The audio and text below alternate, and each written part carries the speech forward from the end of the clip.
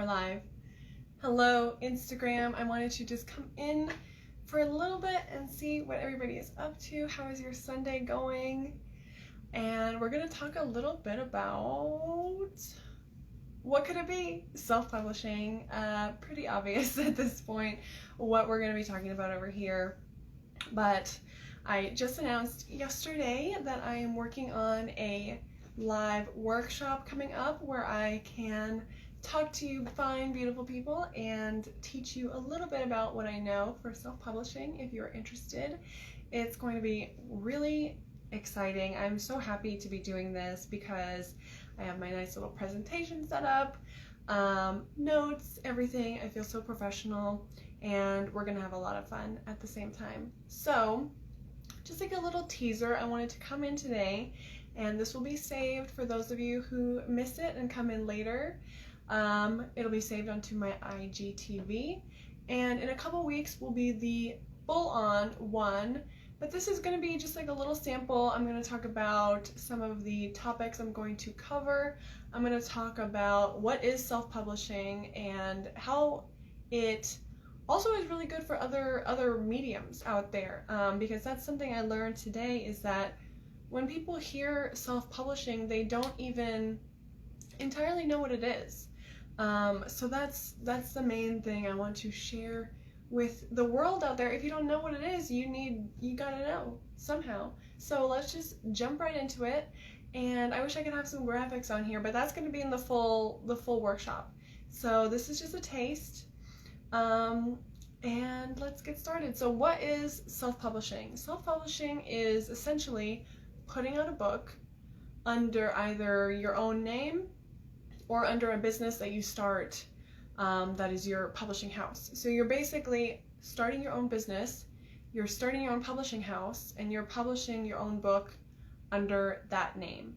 And that can be not just a novel, that can be a how-to, that can be a nonfiction, that can be a memoir, that can also be a photo book, an art book, a poetry book, a recipe book, a cookbook, anything that you can think of that might go into a book form. This is kind of like a general how-to for all of that. A magazine is another really great option that you can do, and there's so many ways that you can take it. So a little bit about what it is. I think the best part of it is that it's starting your own business. I don't think that it's what some people would consider, like a plan B for being traditionally published. I don't think that it's like a bad word, self-publishing. I think that it's got so much potential and you can do it really professionally. It's not just putting out, a little ebook. It's not just saying you have something out there but never finishing it. And I think it can also go hand in hand. A great example, someone I followed for a super long time, Gala Darling. She's a big inspiration of mine. She's a writer, a blogger, and more on that nonfiction side. Her first book that she put out, Radical Self-Love, she self-published it, first of all. And then after a really successful self-publishing, it was picked up by Hay House. So they're also, I want to clear that up, it's not something that you have to do separately. Self-publishing and traditional publishing can also go hand in hand. There's also been self-published authors that ended up getting a TV or a movie deal. So you own the rights to your intellectual property, and you can sell those rights to film production companies the same way that your publisher would sell those. So it doesn't mean like you're just, I feel like some people have this idea of self-publishing as lesser than, and I think that's my number one thing that I want to kind of like dispel for people, is that it's not lesser than, it's actually more, it's more work on your end, and it can come out with more benefits the same way. You're putting your whole heart and soul into your own business, and the returns on that are going to be 1,000-fold compared to if you just sell it off to the first publisher that wants to take your book. So now that we have the basics of what self-publishing is, how do you go about doing it? You've got a million options. You can go just the basic sort of entry level, putting out ebooks and being on different apps. There's Wattpad, there's a few others out there. You know, you can just put your stories out there. I've seen Patreon becoming very popular for writers of short stories, or if you're putting out per chapter. So if you do it this like sort of alternative digital way, there's a lot of options. You can put out your audiobook on YouTube for free, you know, get people on social media reading it in small chapters in your Instagram. I see a lot of poetry pages out there. So that's like if you want to keep it all digital. Now you can take it and you can print it off, you can put it on Amazon, have it out there in the world in lots of different ways. Or, you know, if you get to like the highest level, ideally it would be starting your own publishing house, and you can take that and publish other authors under that. You can start coaching and mentoring other authors. So I really love it also because it's not just you put a book out and that's the end of the story. No, your book is really just the foundation of an entire huge business on top of that. It's not just you know, you're just putting out books. That's not the only thing. I mean, if that's what you want to do, obviously that's what you can do. But I think it's really amazing how much possibility lies in actually more in the surrounding stuff than the book itself. It's really, really awesome. So some of the differences, I would say, my top 3 reasons why I would choose self-publishing over traditional publishing to start out with is that there's no time besides however long it takes you to put it out. But if you're going through only traditional, you're going to have to wait to get an agent, and you're going to have to wait. After that, it can take 1 to 2 years for that agent to actually get you published and for the publisher to actually publish your book. So there's this huge wait time associated with traditional publishing. You end up losing a lot of the creative control that you have over your story. Like, they're going to do the editing, they're going to design the cover, they're going to, who knows what they're going to take out. They can tell you whether or not you get to write a sequel. They can tell you whether or not you get to write your whole series. So when you're doing the self-publishing, all of that is in your control still. There's no asking other people. I mean, ideally you should listen to readers or beta readers or get, you know, your editors and stuff like that. You should be collaborating with other people and listening to them, but at the end of the day, it's your business and it's your choice at the end, which I think, at least for me, I'm just a bit of a control freak, so I like that it allows me to have everything my way, and if something doesn't go right or whatever, it's on me. Next, I think, or the first step to really getting this done is to get it done. And that might sound a little redundant, but I get a lot of people coming to me for self-publishing who they haven't even written anything. Really, that's what it gets down to. And they say, Lily, where do I start? Where do I begin my writing journey? And it really comes down to making it an important part of your life and part of your everyday life. It shouldn't just be, you know, once a week. It can't be here and there. It can't be whenever you find the time. As with anything, if you're starting your own business and you're really taking this as far as it can, you need to make it a non-negotiable aspect of your everyday life. So whether it's you write first thing in the morning or last thing before bed or in the middle of the day, whatever, you have to carve out that time to really get it done. Because I would say the first book that we put out, from when it was about halfway finished, not even all the way finished, to published was almost a year from, I would say, until like the final publishing. So it's going to take time, no matter how fast you're writing. So the number one key to getting it done and getting it done in a timely manner also, so you don't want to take 10 years to put out one book, because that's the other thing. If you're going to be writing, being a prolific writer is actually going to be even better for you in the long run. If you can put out more, you're going to want to put out more. People love their series, people love trilogies. When somebody falls in love with a character, they want to read more, Or if you're doing standalone books, people are just going to love your style and they're going to want to read more from you.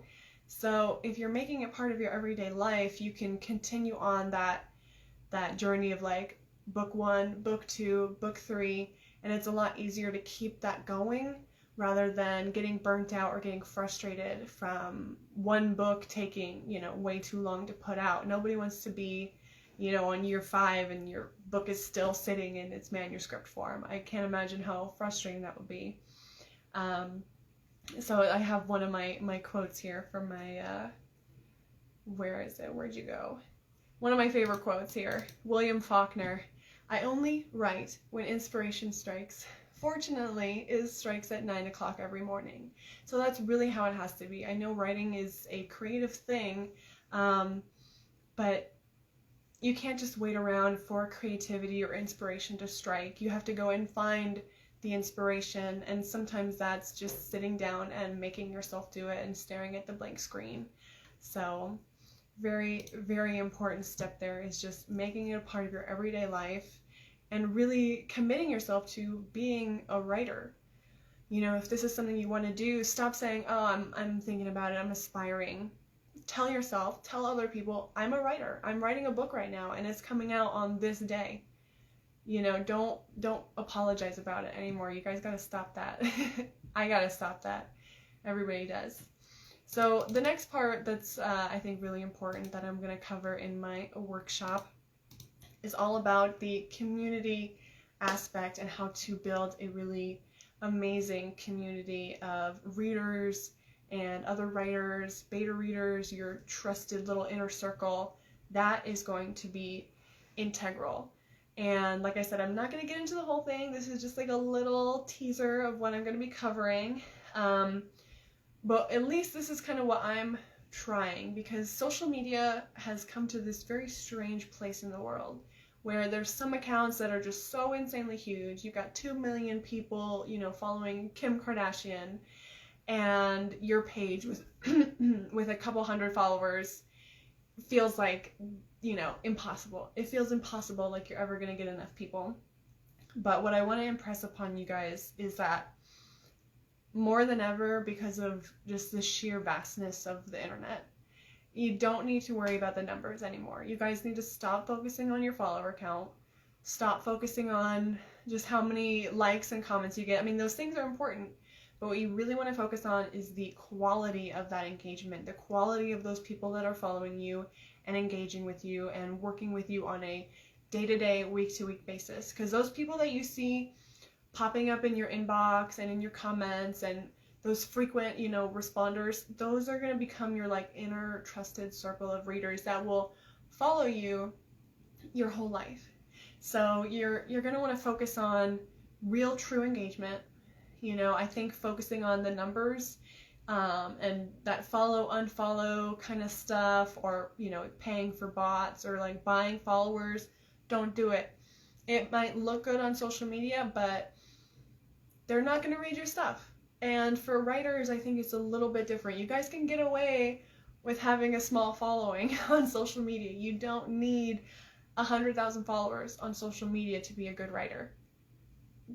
Where does that come into writing? That doesn't. So focus on the writing. Focus on the writing and focus on really, truly, genuinely engaging with people that you like, that you're interested in, that you want to talk to, and really work on that, the communication. We're almost taking it back. I like to think of it as taking it back to the basics of social media. When you're 12 years old, at least in my experience, I came into the world of the internet sort of at the cusp of my, adulthood, my adolescence. I was on LiveJournal, MySpace, all that kind of stuff. But remember back to that original, what you loved about social media, the reason you got on it in the first place. It wasn't like this rat race to get the most amount of followers. It was to follow really cool people that you love and that inspired you. So think about social media in a new way, because I think especially writers can sometimes also fall into that trap of, I'm way too cool for social media. Social media is vapid. It's full of, just the worst of humanity, blah, blah, blah. The really pessimistic mindset about social media. But we want to step away from that and realize that it's a tool that we can use to connect with other humans. That's really what it is at the end of the day, and we want to connect with awesome people that love to read our work. So it's not about the numbers, it's about connection. So get in the DMs and get in the comments. Leave long comments on people's stuff. You guys need to engage more. Stop with this fire emoji, crying emoji. Leave real comments on people's stuff. And it's hard. I try and do it like 30 minutes a day, a little bit in the morning, a little bit in the evening.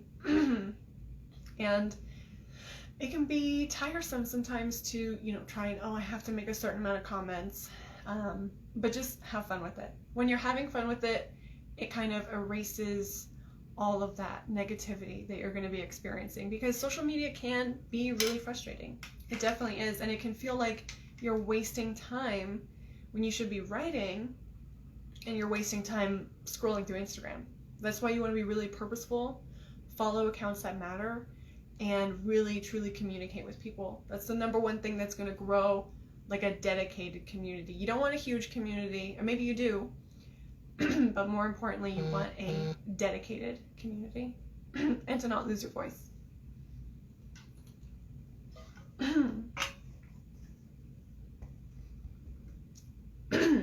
Okay, back to normal. So with your social media, you're going to want to direct them to a website, super important, and a newsletter, super important. Can't get into all of it today, but again, the post on my page talks about it. I have a workshop coming up I'm super excited for, so I'm just trying to introduce it a little bit to you guys, what I can show you in this class, and let me know also what you want to learn leading up to it, and I can include it. So this will help you, it'll help me, and it'll help the whole self-publishing community get better and come together a little bit more. So as far as you got the community, you're writing every day. Sorry, my phone keeps vibrating. So you're writing every day and you have your community. That's a great start. If that's where you want to stick to and just have fun writing, like just stick to that for as long as you need to. But once you're ready, the making of the actual book this is where it gets kind of complicated, but also super easy, because you could just hire somebody. You could just hire it out, get a cover designed, get your interior formatted, just throw money at the problem, solve it, super easy.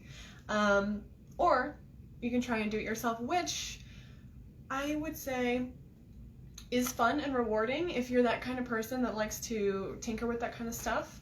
But the great thing is that I would say most of the websites out there where you're going to be going through, whether it's Amazon or a printing company, like getting them wholesale printed and then shipped to you, selling them individually, or putting them up on Amazon, they all have lots of resources on there.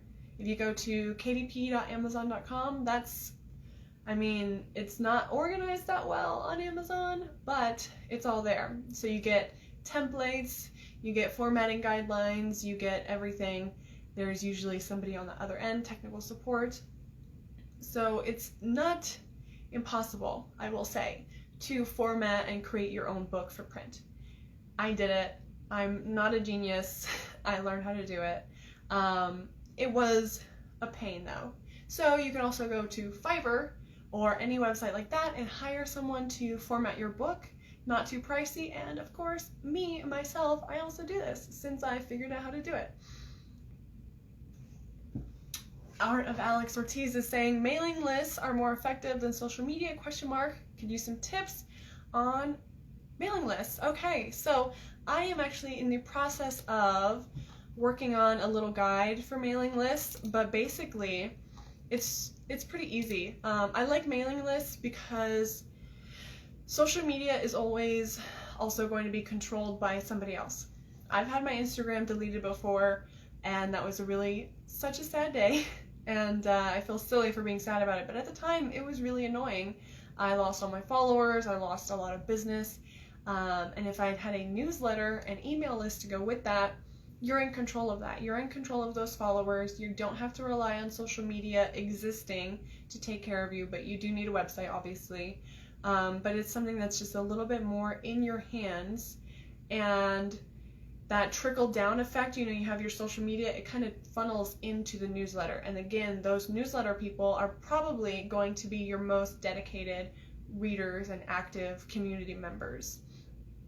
My favorite, kind of the easy bread and butter way to get newsletter signups is to have a free download offer in your newsletter. So what this would look like for an author or a writer or a creative person like yourself, you could put up, here's a free wallpaper download when you sign up on my newsletter. Here's a free first couple chapters of my book when you sign up for the newsletter. And I probably can't get into all of it here, but basically, or at least on my website, I have Squarespace integrated with MailChimp, and then it's an automatic thing. So the MailChimp sends out the email when they sign up, and the download link is in the email. So you can automate it pretty easily, in less than 1 day. And that's all for free too. It's free MailChimp signed up with Squarespace. So that when they go onto a certain page, they get the free download in their inbox. So that's kind of like the bread and butter way of doing it. You can also try giveaways, or just in general, just have it up on your website and make posts and constantly have that as your call to action, but give them some value. I feel like, at least me, I have one email actually dedicated to kind of like spam newsletters that I get on, if that makes sense, for like free downloads or something like that, but that I don't really want to read their newsletter. So you want to really stand out, because there's so much of that, and it goes with anything. You want to add value to their lives and have something special in your newsletter that they're going to want to read. So whether that's, a little blog coming out monthly, or how-to articles, special deals and engagement, there's a few different ways that you can build that up. So I think I definitely agree, mailing lists are super important, but they can be, I think, a little intimidating for people, because you have to also, there's a little bit of automation to set up and things like that. But it's not impossible, and it doesn't have to cost a lot of money either. So if you have your newsletter set up, all of your social media and everything, you are in the process of making your book, you hired a designer, because why the hell not? Your book is coming out. Then it's all about the launch, which is really exciting, and that can take anywhere up to, it really depends. I mean, honestly, you're promoting your book the entire time from the beginning, right? From just writing it. On social media, you should be talking about the process, talk about your characters. You can kind of, like, some ideas, for example, on social media for writers. You could do a deep dive into individual characters in different posts. You could talk about a scene that you deleted. I like the deleted scenes idea. That could be something you send out in your newsletter special, like, hey, here's the pre-edited version, or here's a scene I took out, or here's a scene I added in. Here's my mood board, here's my inspiration.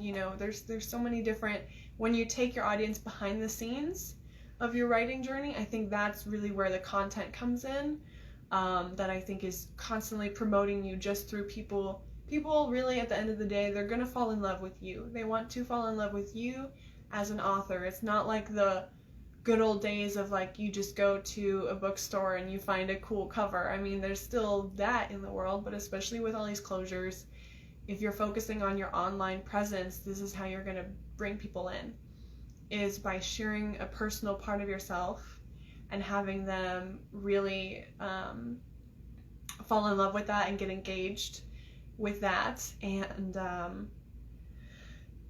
you're really selling them on the feeling. That's another thing I read recently, or that's come up multiple times, is that when you're selling any product, anything in the whole world, what you're really selling is the feeling that the person gets when they have it. Whether it's like, this happy, loving feeling, this inspired feeling, this joy, this journey that they go through, especially when you're reading a novel that takes you on this journey of these different characters. So getting into that personal stuff with your audience is really the best place that authors can focus their social media, or at least online efforts into. Because people want, if they like you, they will buy anything that you put out. You know what I'm saying? So it's not just about the story, it's also about you, your story, you as a human being. Why you decided to be a writer, why this topic, why these characters, how do you write? Do you write in the morning? Do you write with music? They want to see that. It's almost like this, I don't know why people are so obsessed with this stuff, but like reality TV, it's like your own little reality TV show right here in this little Instagram screen. So I hope that was helpful. I hope that kind of gave a little peek into where I can help you guys, gave you some insight into what this workshop is going to be a little bit more about. Again, I am doing a workshop. I am tentatively placing it for November 14th, but we will see.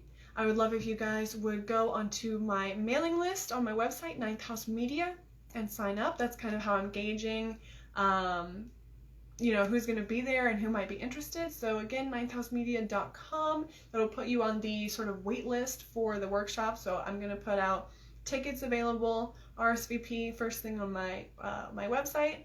So please make sure to sign up there. And you can get kind of a little example if you look at that, kind of how I have the newsletter structure on my website to get, some subscribers.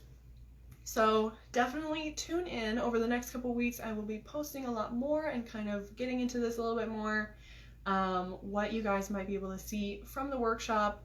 And definitely, if you have any other questions, leave them down below or feel free to inbox me at any time. I would love to talk with you guys, see more about your projects, what you're working on, and how I might be able to help you put that into action. So thank you guys so much for stopping in. This was fun. I love this little, my Blair Witch layout here. So I hope you guys are having a very fun October. Also, next month, NaNoWriMo. I don't know who's participating in that. I'm thinking of it.